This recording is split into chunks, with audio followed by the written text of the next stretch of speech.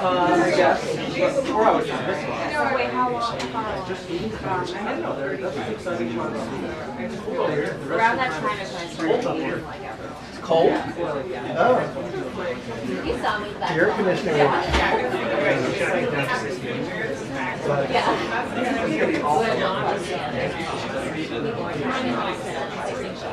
You're like, no, I don't need a bad rest.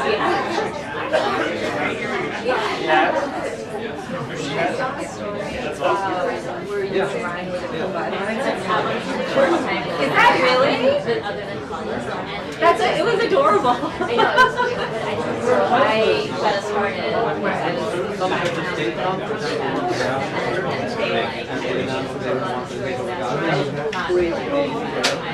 Oh, that's really funny. And then my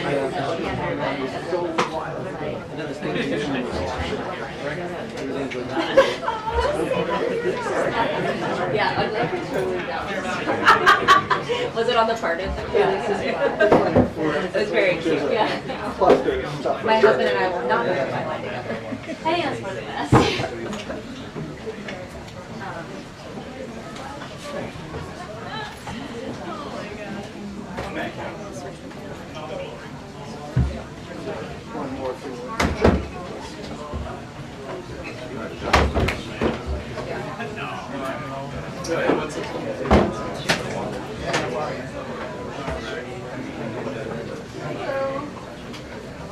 Yeah, were you going to sit in there? I am not. Yeah, I do.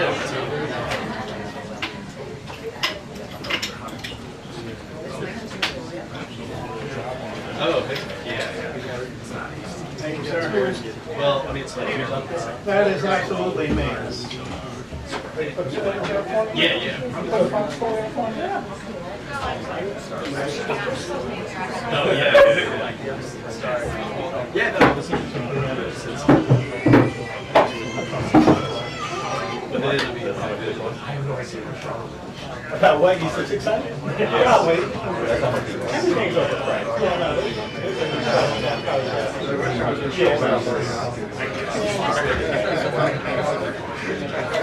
Yeah, exactly. By the end of it, it's like,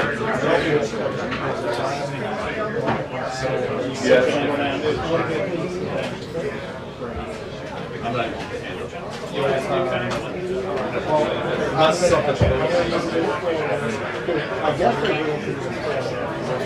yeah, exactly. Yeah. Sure.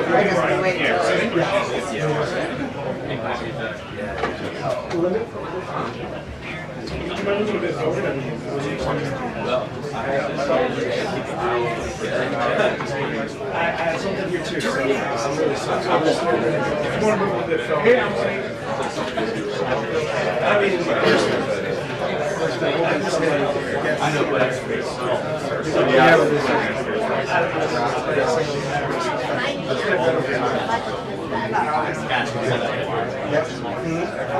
No, they bring in a new media person. So they're special. How are you? Yeah. we'll try to make sure I can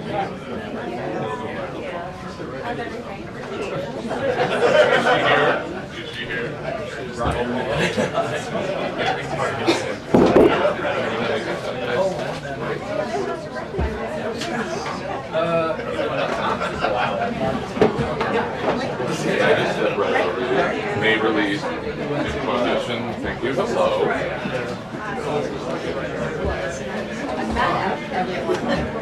Okay, got it. Yeah. Yeah, I see it. Yeah. I think you've texted me whatever you said. There is a new truck. Sorry,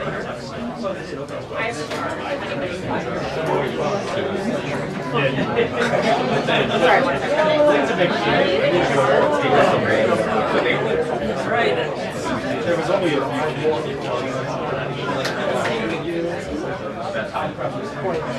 Good ticket. I How are you? I've been missing you, but I haven't missed you. And you know why? Yeah, I got it there. Well, it's a problem that can be Very great. Yep, I'm all set. No, I'm not saying.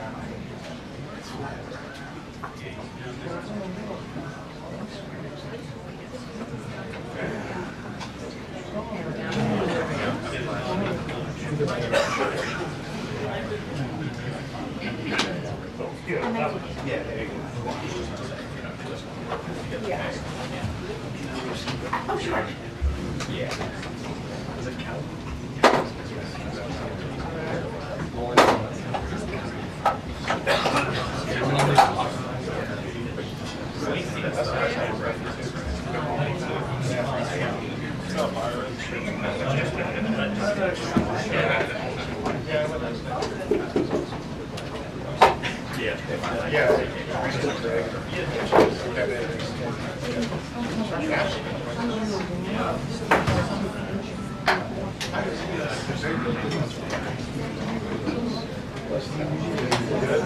Yeah, thank you.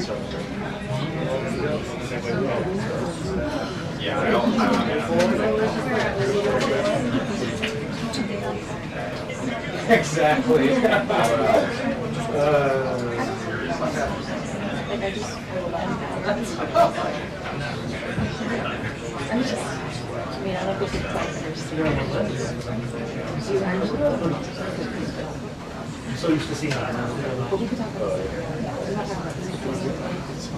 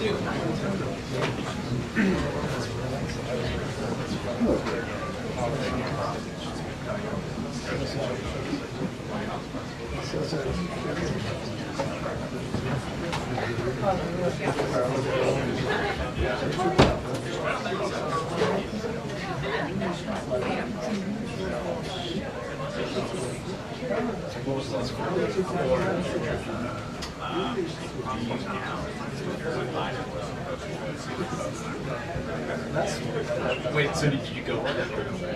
Oh, by yourself. So.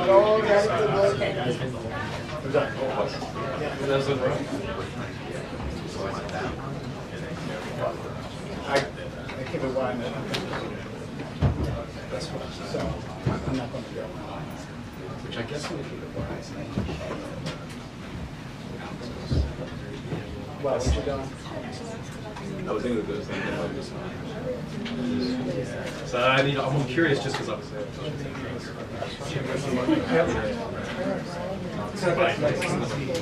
Yeah.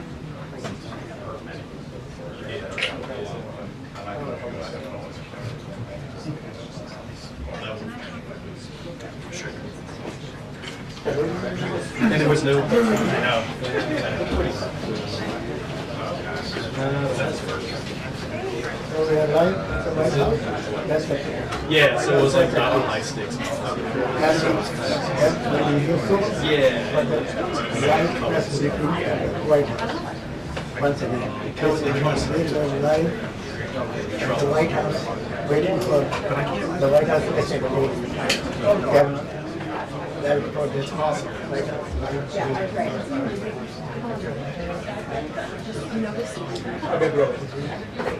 Basically said, John said he cannot consider that an emergency. And so we expect to hear the next steps about that. But just as we are coming to air, this is going to sound repetitive, but it's not. It just keeps happening. Another federal judge here in Washington, D.C. struck down, or at least blocked, some of the executive orders related to tariffs and China that President Trump signed around Liberation Day. And so now those are on hold too. So if you're keeping score at home, basically everything that they've been trying to do here has been determined by various federal judges throughout the country to be illegal in some way. And so they are really making the White House counsel's office earn their paychecks the last couple of weeks. We hope to hear what is next for these tariffs that are now the centerpiece of President Trump's economic agenda, if the tariffs might not be legal and if they wind up going away. How does that affect negotiations? Karoline Leavitt should tell us in a couple minutes. Also, what's next for Doge? We learned last night, once everybody got home, that Elon Musk was beginning the process of off-boarding, so he's not around anymore. We heard him complaining about the big, beautiful bill because he didn't think that bills could be big or beautiful, kind of as something that he did not think was consistent with Doge cuts. But at least as far as we know, kind of an Irish goodbye for Elon Musk. He was one of the most visible faces of the administration to date, from January 20th until now, but it seems like he has gone out without a big send-off. Josh?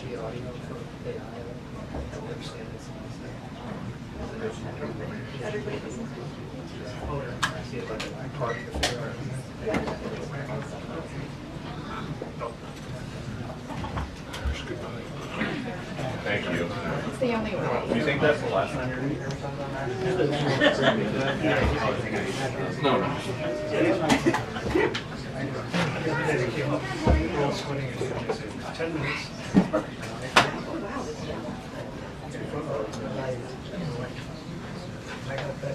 Is it too bright? No, I'm not. No. I said no. I was thinking how. It's gorgeous. I love this skirt. It's Jenny.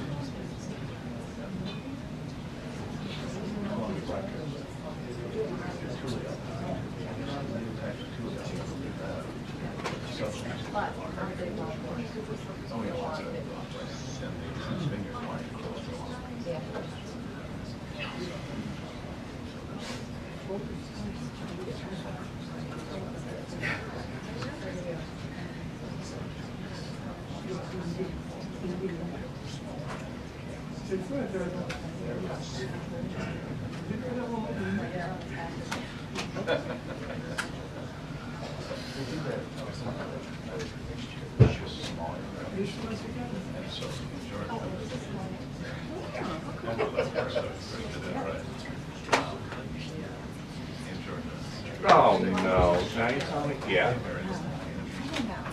I mean, New Jersey. I'll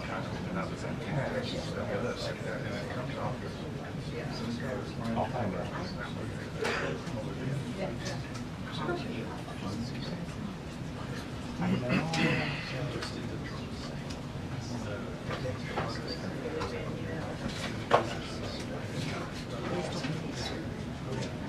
Oh, well, too late for that. That's fine. I mean- It's- Because I'm sure that's Not today yet, but I'm just haven't here publicly.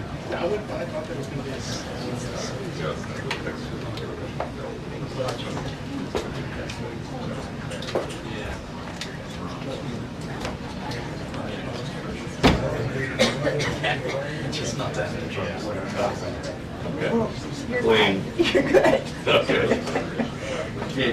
Should do more of that before we talk.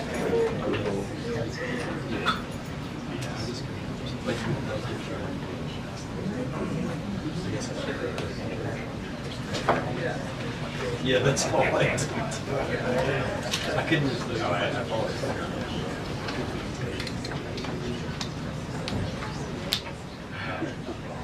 Yeah, mine's.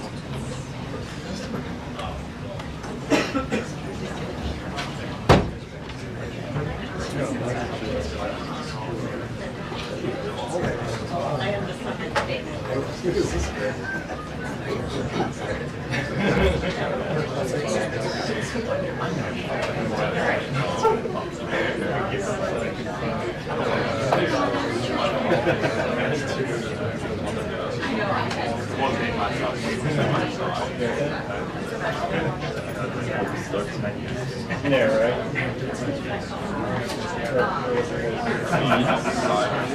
Where's all the movies on the website? Yeah. Need to go colonize it.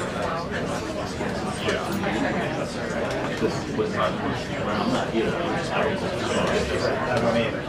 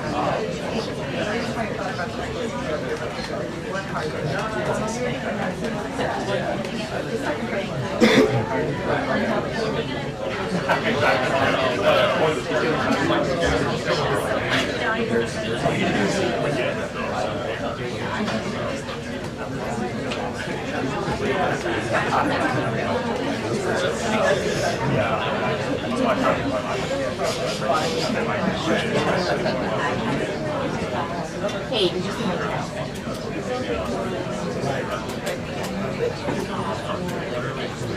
Of course, oh, the same one? Oh, okay. Did you look through the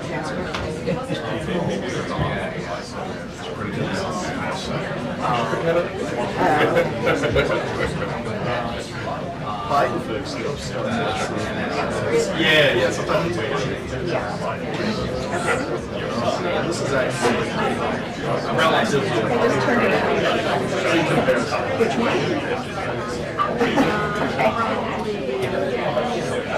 It's a little fewer, shorter. I mean, I don't know. Part of it's control.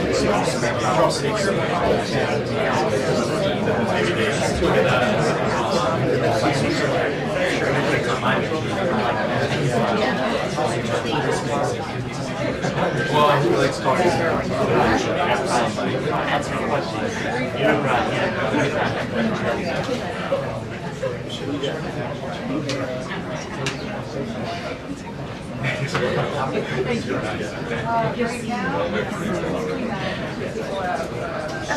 So I just for the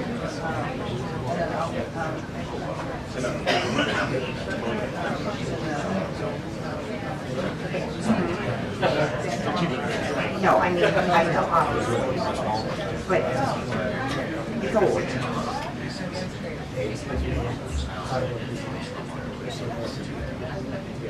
Yeah, okay.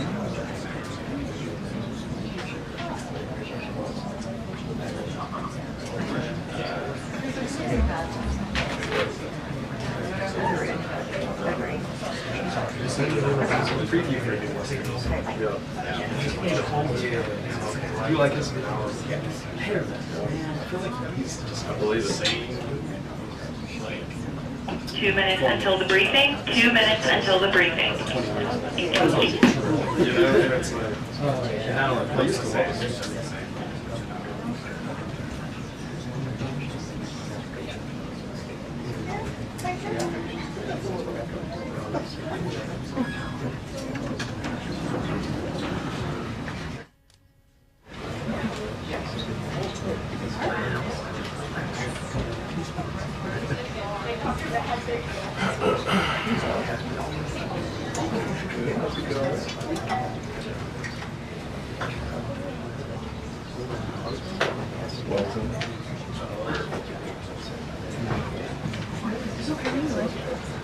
Great.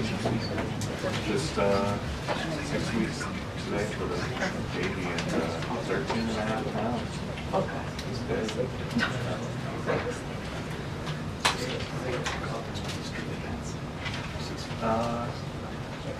Well, I can't really say that my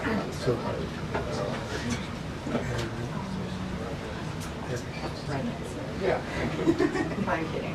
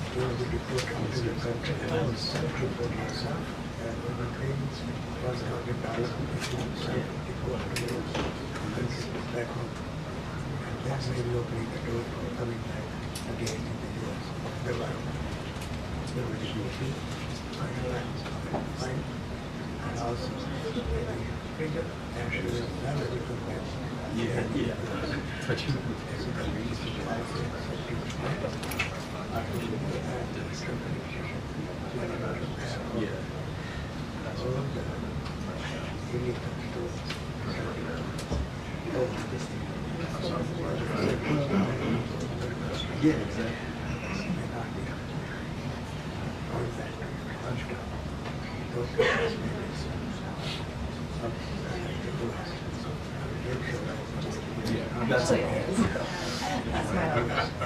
But just time.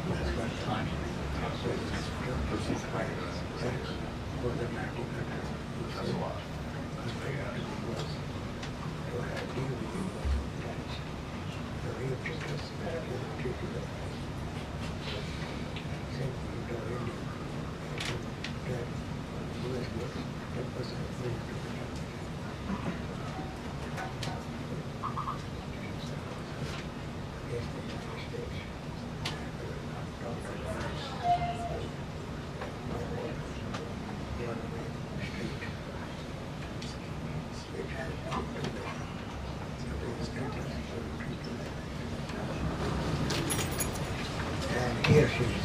Hello, everybody. How are you? Wow, a packed room today. Last night, the Trump administration faced another example of judicial overreach. Using his full and proper legal authority, President Trump imposed universal tariffs and reciprocal tariffs on Liberation Day to address the extraordinary threat to our national security and economy posed by large and persistent annual U.S. goods trade deficits. The United States has run a trade deficit of goods every year since 1975. In 2024, our trade deficit in goods exceeded $1 trillion. Everybody agrees this is unacceptable.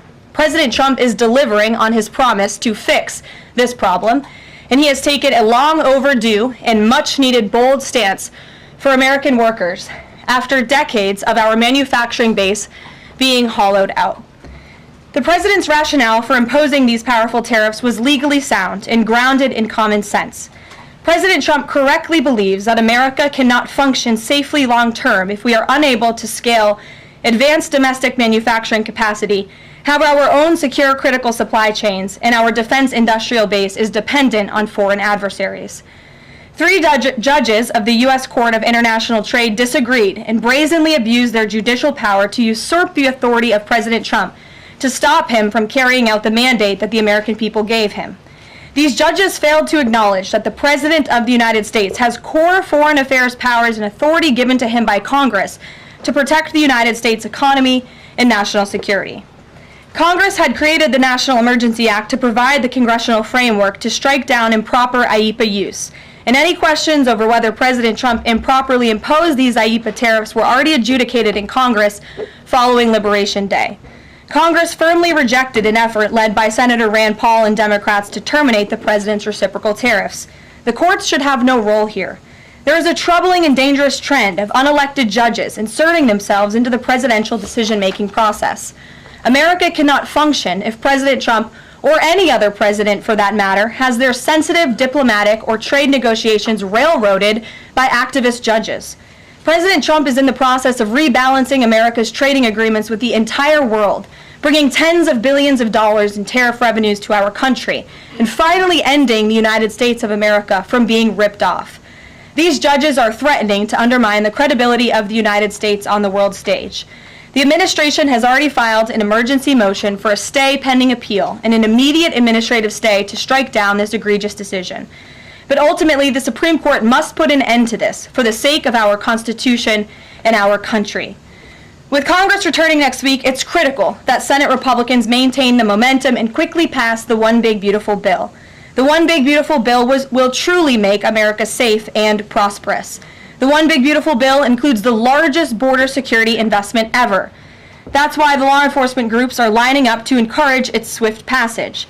The National Fraternal Order of Police, the largest police union in the country, just endorsed key provisions of the bill.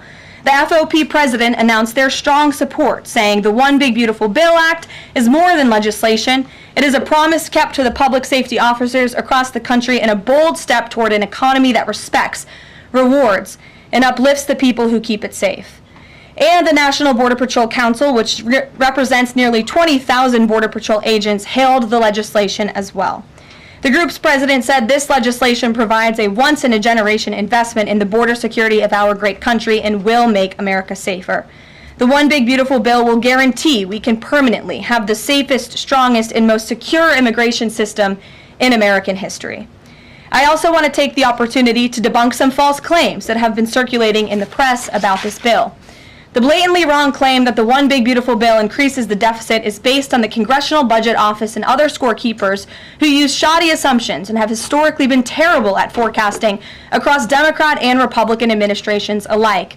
For example, just before Congress enacted the original Trump tax cuts at the end of 2017, the same CBO projected that growth would average a mere 1.9% over the next 10 years. However, by 2019, actual growth had surged to 3.4% once the Trump tax cuts went into effect, exceeding the CBO forecast by nearly 2 full percentage points. The CBO's latest forecast makes the same anemic growth assumptions as they did in 2017, missing the impact of the One Big Beautiful Bill. The CBO assumes long-term GDP growth of an anemic 1.8%, and that is absurd. The American economy is going to boom like never before after the One Big Beautiful Bill is passed. The largest middle-class tax cut in history, massive deregulation, and the most aggressive domestic energy exploration ever will fuel small businesses, further boost private investment, increase workers' wages, and supercharge economic growth.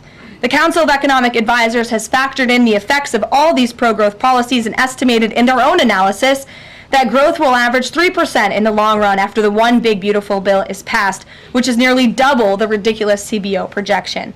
This higher growth would result in $4.1 trillion in additional revenue over the next 10 years.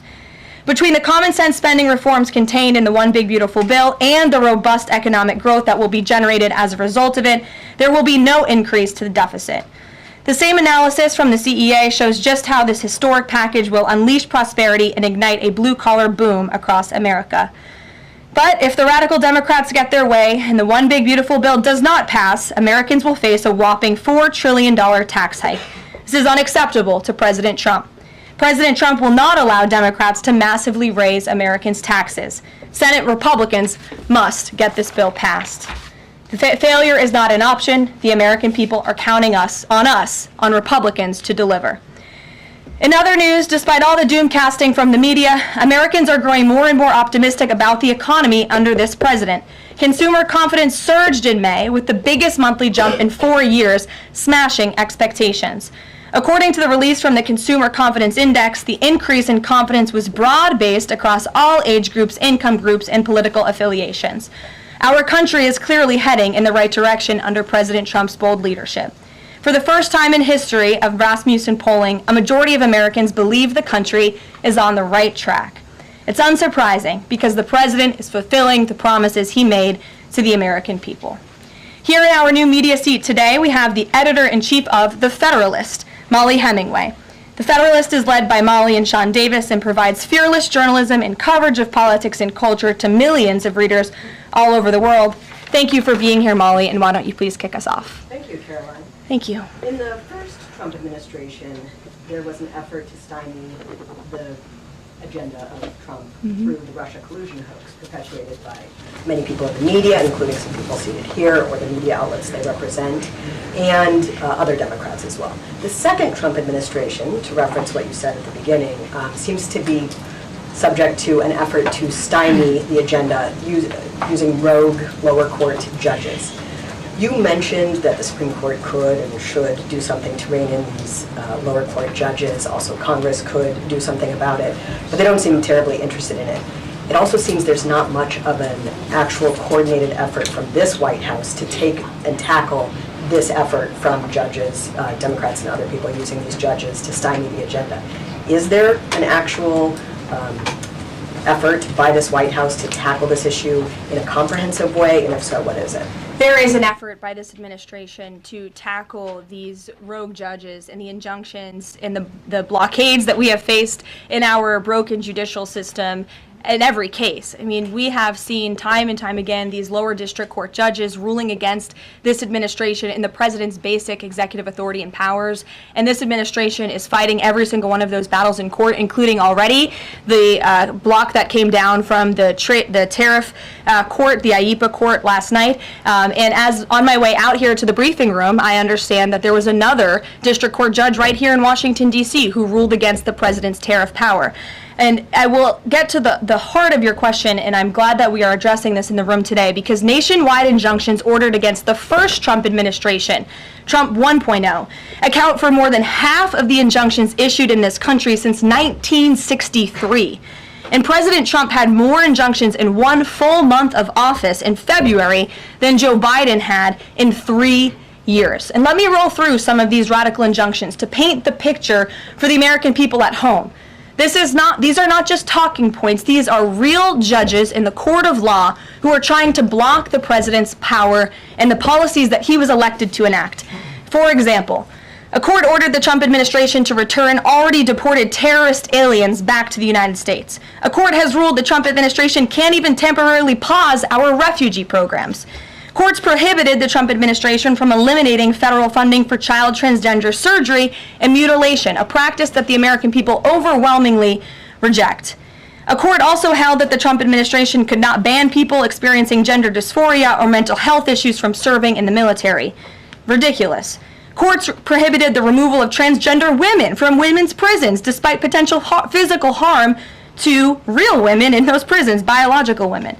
A Northern District of California judge issued an absurd ruling that the president cannot fire people within the executive branch without Congress passing a bill, even though Congress has expressly authorized the president through the Office of Personnel Management to authorize reductions in force across agencies. A court also ordered the Trump administration to rehire thousands of already fired employees in several cases. A federal judge blocked the Trump administration from defunding the Department of Education, another signature campaign promise that this president has the power to implement. Courts ordered the Trump administration could not eliminate funding for illegal DEI programs, hence the word illegal. These are illegal programs to begin with, and now the courts are trying to say this president can't roll them back. And a district court judge prohibited the president from issuing any categorical funding freezes. And then another court ordered on top of that the administration makes $2 billion of payments in 36 hours. These are just a few of the ridiculous orders that we have seen from lower district court judges every day, and we hope that the Supreme Court will weigh in and rein them in.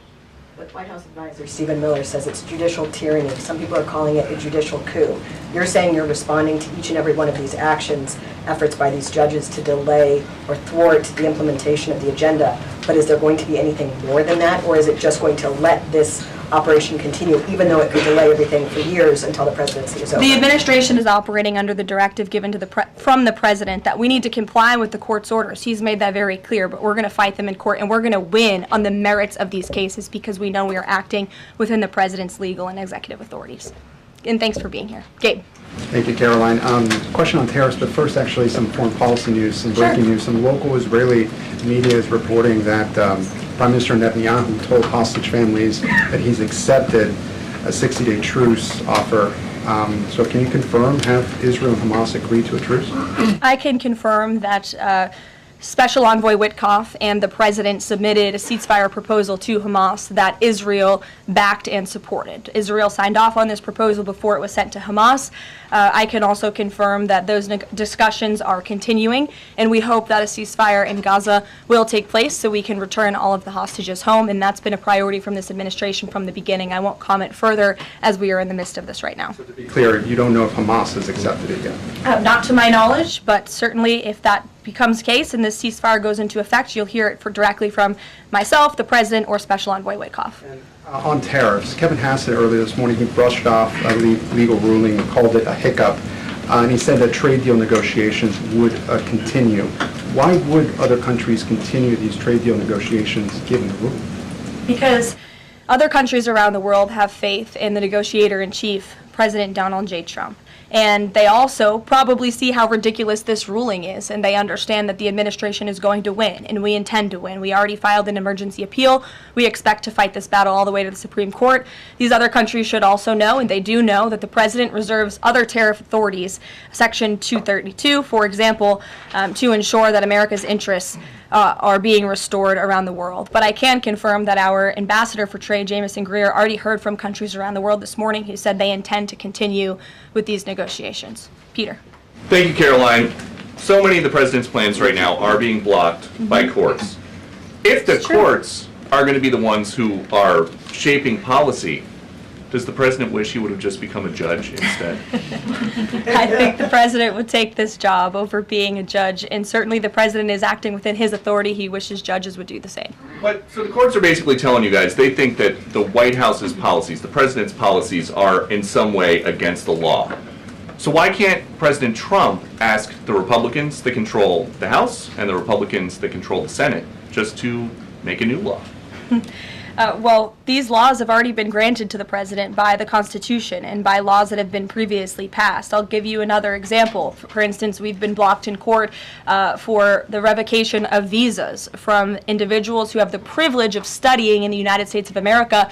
Secretary of State Rubio has simply used his authority to revoke those visas, to revoke that privilege, and we've seen the courts try to block that. So if these judges want to be the Secretary of State or they want to be the president, they can run for office themselves. It should be the other way around. But all of the actions the president has taken rely on legal authorities that have already been granted to him by our nation's existing laws. And on a different topic, there are some folks in President Biden's inner circle who are now in talks with Republicans in Congress to give interviews about how they may have handled President Biden's decline. Is the president satisfied with aides only sitting for these transcribed interviews, or would he also like to see some kind of testimony from the former First Lady, Dr. Biden? I think, frankly, the former First Lady should certainly speak up about what she saw in regards to her husband and when she saw it and what she knew. Because I think anybody looking, again, at the videos and photo evidence of Joe Biden with your own eyes and a little bit of common sense can see this was a clear cover-up. And Jill Biden was certainly complicit in that cover-up. There's documentation, video evidence of her clearly shielding her husband away from the cameras. They were just on The View last week. She was saying everything is fine. She's still lying to the American people. She still thinks the American public are so stupid that they're going to believe her lies. And frankly, it's insulting, and she needs to answer for it. Ouija. Thank you, Caroline.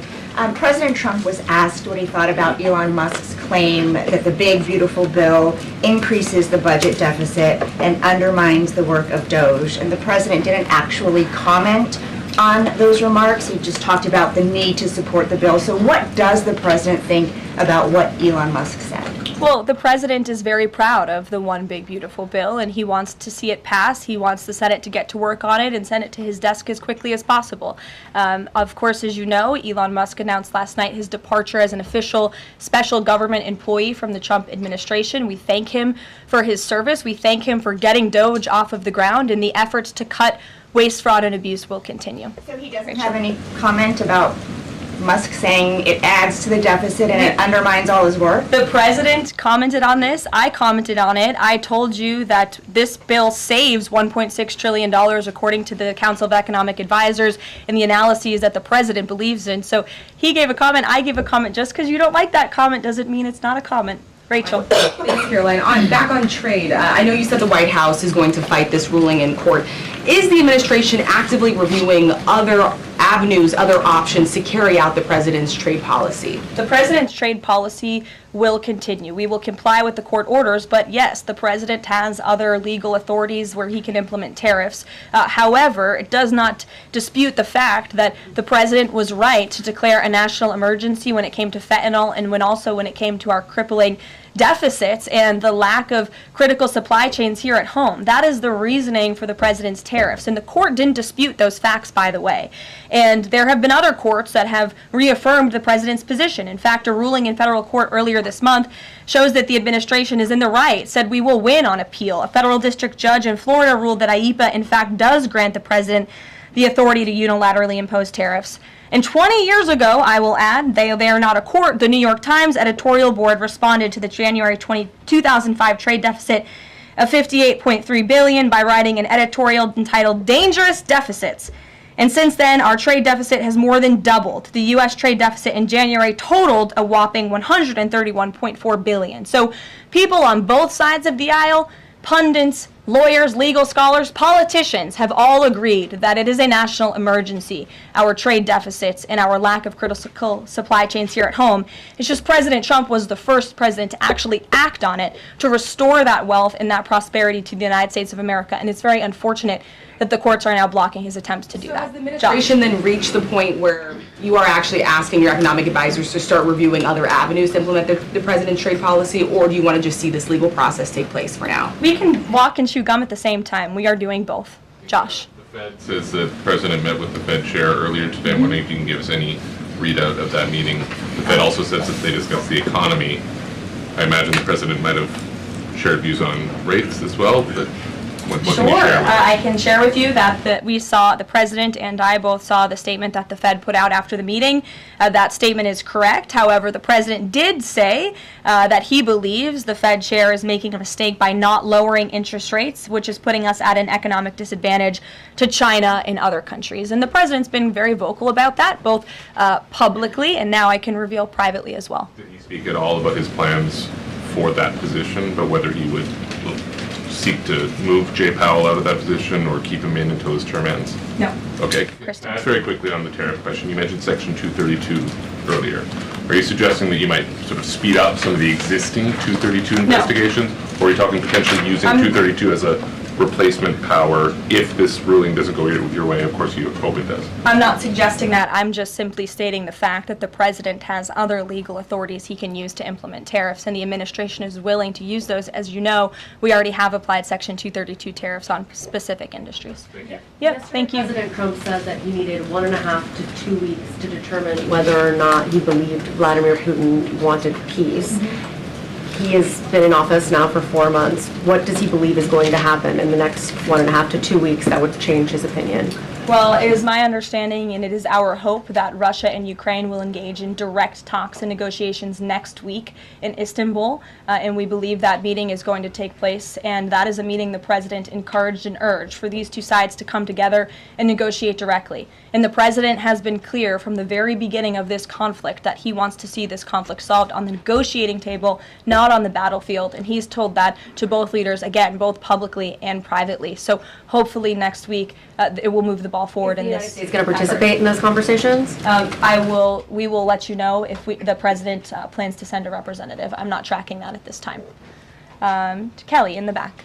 Thanks, Karoline. Sure. I wanted to just clarify once and for all the Qatari jet, the sale, or the gift, because the Qatari government is asking the U.S. to clarify that the jet's pending transfer was initiated by the Trump administration. So is this something that the White House is going to do? The amount of questions we've received, and we've been incredibly clear, and I have answered this, the president has answered this, the Department of Defense has answered this. This is a government-to-government gift transfer from the Qataris to the Department of Defense, to the United States Air Force. It is now in their hands, and for further details on where that stands, I would defer you to the Department of Defense and the United States Air Force. I have nothing more for you on that. Deanna. Thanks, Karoline. 2 questions, one on Big Beautiful Bill, one on immigration. Sure. Yesterday, Trump said, we'll be negotiating that bill, and I'm not happy about certain aspects of it, but I'm thrilled by other aspects of it. Wondering if you could, share any specifics on that. And in immigration, do you know how many illegal migrants have taken Trump's voucher program so far and have deported themselves? I believe it's in the thousands of those who have chosen the easier route of self-deportation, and we certainly encourage all illegal aliens who are present within our homeland to take that option. It's a much more pleasant option than being deported, and we will deport you if you're here illegally. That's our intention. As for the first question, what the president was speaking about is how this is a great bill. However, it has come as a result of a hard negotiation. It's difficult to get things done on Capitol Hill, but thanks to President Trump, this bill is moving in the right direction, and thanks to House Republicans and the leadership over there as well, who did a great job mediating both sides of the caucus to move this bill to the Senate. And now the president, again, has told his friends on the Senate side and is already engaged in those conversations to get that bill back to his desk as soon as possible. Sure. Has this administration been briefed about the incident that happened in Gaza on Tuesday during the rollout of the Gaza Humanitarian Foundation distribution of aid to Palestinians there? And should there be a ceasefire, will this administration continue to rely on this foundation for the distribution of aid to civilians? Are you referring, what incident are you referring to? Tuesday, when the aid was rolled out to Gaza for the first time in many months, and meals and food was given to hungry people, thanks to President Trump. Yes, we were briefed on that plan. The president was the reason that aid went into Gaza, and he got the Israelis to support that plan. And I would add that the previous administration rejected such a plan to ensure that these starving and devastated people in the Gaza Strip were given humanitarian aid and assistance. And it was the previous administration that tried to build this pier, if you all remember it. It was brought to my attention this morning, and I thought that's a good point. Why don't I bring that up? Because there's been so much criticism. In fact, it was on the front page of a newspaper this morning about the criticism for this president having a humanitarian heart and giving people badly needed food and supplies. Nobody wanted to talk about how the previous administration failed in that endeavor. They built this pier that cost $230 million. It lasted about 20 days, and more than 60 U.S. service members were injured, as a part of this floating aid pier that did nothing for the people of Gaza. The president is opening up his humanitarian heart to get aid into the region while his team simultaneously negotiates a ceasefire and the return of all hostages. We are moving the ball forward in a positive direction for all people. The president wants to see peace for all people. Jasmine. Thanks so much, Caroline. A notice investigation found that the Hallmark Maha Commission report that was released last week cites studies that appear to not exist. We know that because in part we reached out to some of the listed authors who said that they didn't write the studies cited. So I want to ask, does the White House have confidence that the information coming from HHS can be trusted? Yes, we have complete confidence in Secretary Kennedy and his team at HHS. I understand there were some formatting issues with the Maha report that are being addressed, and the report will be updated, but it does not negate the substance of the report, which, as you know, is one of the most transformative health reports that has ever been released by the federal government and is backed on good science that has never been recognized by the federal government. Follow-up, can you talk about what tools or research goes into production of these kinds of reports? For instance, is it AI that's used to put together these reports now? I can't speak to that. I would defer you to the Department of Health and Human Services. What I know is just what I told you. Lindsay. Many small businesses that we've talked to since the tariffs have been in place have said what would really help them is a long-term plan so that they can catch up. In light of what's happened now, this trade war with the courts, how will that impact this 90-day window? Will you guys be adjusting that? And how can you help relieve some of these small businesses? Well, I would say nobody understands the needs of business owners, and nobody has the backs of our small business community more than President Donald J. Trump. He believes, I've heard him talk about this with small business owners himself, that small businesses are truly the backbone of our American economy. And that's why the president is supporting the One Big Beautiful Bill. So for those you spoke to who are asking for a long-term plan, big tax cuts are coming their way. No tax on tips, no tax on overtime for their workers, more money in their pockets. Their bottom lines will be larger. They can pay their people more. Wages are going to go up. Inflation will continue to come down. We've already seen energy prices plummeting as a result of this president's economic and energy agenda that he has been implementing across the federal government, reducing burdensome regulation. All of that is good news for small business owners across the country. That's why they strongly support the president, and that's the Trump economic plan that is underway. And again, you're emphasizing, I believe, the need to pass the One Big Beautiful Bill, and the president wants to see that happen. Sure. Will you still work within that 90-day window for these trade negotiations? Does that still stand? Again, as far as we're concerned, our trade agenda is moving forward, and we've already heard from countries around the world today who will continue to negotiate in good faith with the United States so we can cut good trade deals on behalf of the American people, and we fully expect to win this case in court. Sure. On Golden Dome, the president put out this number of $61 billion. How did he arrive at that? Is that the number it will cost to protect Canada, and is it negotiable, or where did it come from? I can certainly ask the president, and I can check in with our research team, and we'll get you the facts on that number. But the Golden Dome is certainly a significant investment in our nation's national security and homeland security to protect Americans, all of you in this room, from future threats. Any readout on, have the Canadians been talking in good faith about paying to be in it? I know they've expressed some interest. Well, the president has certainly expressed to the Canadians how we are essentially subsidizing their national defense. He brought it up in his meeting with their new leader here, and as you know, we'll be traveling to Canada next month for the G7, so I expect that topic of discussion to come up on that trip as well. Sure. Hi, thanks, Caroline. There was a May Day USA rally in Seattle that happened over the weekend that devolved into some protests and riots. The Seattle Mayor Harrell said that it was a far-right rally held here to provoke a reaction by promoting beliefs that are inherently opposed to our city's values, which he defined as LGBT values. I know the FBI is looking into this, but has the president reached out to the mayor at all, asked him to apologize for this, and is this something that the administration would consider an example of anti-Christian bias? I'm not aware of that case. I know the FBI is looking into it, but I'm not aware of any phone calls the president may or may not have made to the mayor of that city. And then on DOGE, we know that Elon Musk is leaving. Do you have an updated leadership structure for who is leading the group? Is Russ Vought involved? And what is its new mission now, if any? Well, the entire cabinet is involved, and I spoke to the president about it this morning, and the entire cabinet understands the need to cut government waste, fraud, and abuse, and each cabinet secretary at their respective agencies is committed to that. That's why they were working hand in hand with Elon Musk, and they'll continue to work with the respective DOGE employees who have onboarded as political appointees at all of these agencies. So surely the mission of DOGE will continue, and many DOGE employees are now political appointees and employees of our government, and the best of my knowledge, all of them intend to stay and continue this important work. Is there a Doge leader taking the place of Mr. Musk?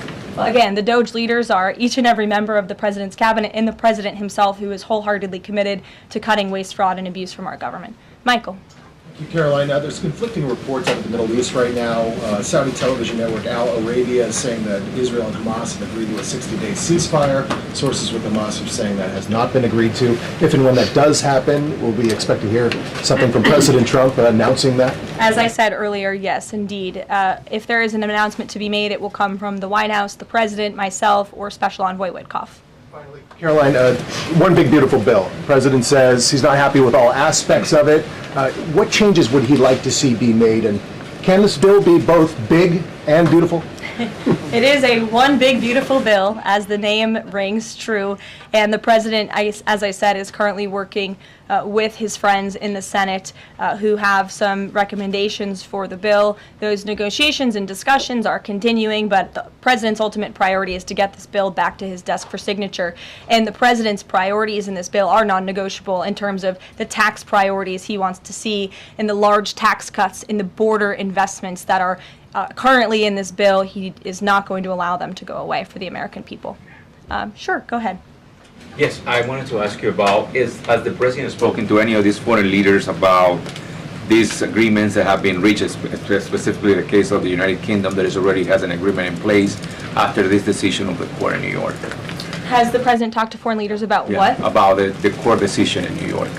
Which court decision in New York? The trade court. Oh, the trade court decision. He did speak to the leader of Japan this morning, and he said that was a very good call and a good discussion. And as I said, the president's cabinet, Secretary Lutnick, Secretary Bessent, and Ambassador Jameson Greer have all been in touch with their counterparts in countries around the world to let them know the United States will still be at the negotiating table, and we still expect countries around the world to treat us fairly. Again, I will just close by saying that how ridiculous it is that we have been ripped off, our middle class has been hollowed out, our manufacturing base has left and gone overseas, jobs have been offshored, and now no court did anything about that. No court did anything about hundreds of thousands of people being put out of work, about thousands of factories being closed down, about our deficits going to dangerous levels, as the New York Times has said. But now a court is trying to stop a president from trying to correct those wrongs of the past. And this administration will continue to do that. It's a promise the president made to the American people, and it's a promise they elected him on. We will win this battle in court, and the president will implement his America First trade policies. Thank you, everyone. Is the U.S. Steel situation tomorrow at the speech? I can tell you the president greatly looks forward to going to Pittsburgh, Pennsylvania, where he will discuss this historic deal and discuss American jobs and American steel, and we hope to see you all there. Thanks, guys. Thanks, Caroline.